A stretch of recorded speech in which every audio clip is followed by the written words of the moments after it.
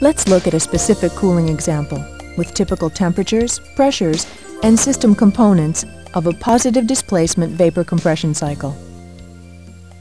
In this and the other examples in this program, temperatures are in degrees Fahrenheit, while pressures are in pounds per square inch, unless otherwise noted.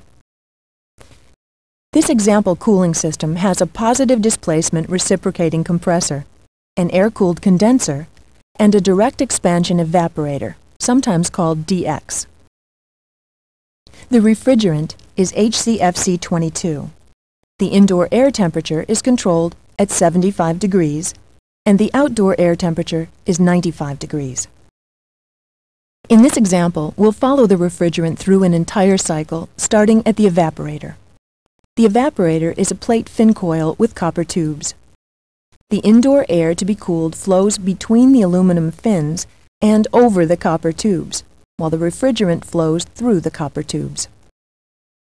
Inside the evaporator tubes, the refrigerant pressure is held at 68.6 psig by the suction action of the compressor, which draws off the refrigerant vapor and maintains the evaporator or low side pressure. This pressure corresponds to a boiling point of 40 degrees for HCFC-22. This is called the saturated evaporating temperature.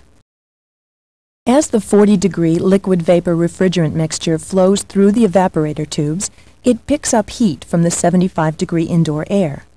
This heat transfer cools the air and causes the refrigerant to evaporate.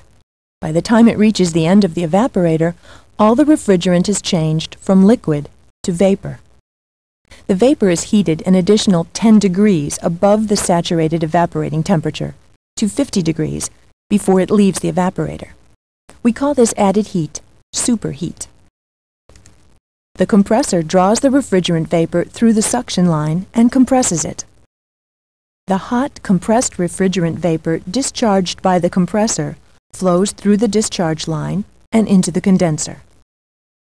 The compressor maintains the vapor at a high side pressure of 260 psig, which corresponds to a condensing temperature of 120 degrees for HCFC-22. This is called the saturated condensing temperature.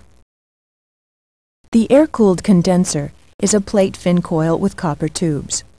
Outdoor air flows between the aluminum fins and over the outside of the copper tubes, while the refrigerant flows through the copper tubes.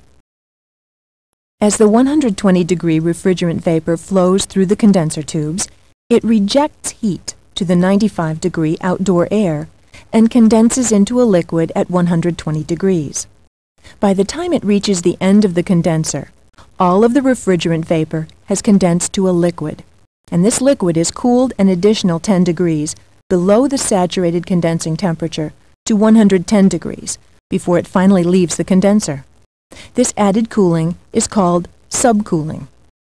The cycle is completed as the liquid refrigerant flows through the liquid line to the metering device. In our cooling example, liquid refrigerant enters the metering device from the high side at 110 degrees and 260 psig. This device restricts the flow of refrigerant, dropping its pressure to 68.6 psig, flashing some of the liquid refrigerant to a vapor, and reducing its temperature to 40 degrees. The 40-degree liquid and vapor mixture then flows into the evaporator, where the cooling cycle can begin again. This is the positive displacement vapor compression refrigeration cooling cycle. Please take a moment to complete the following learning activity. To continue, make your selection.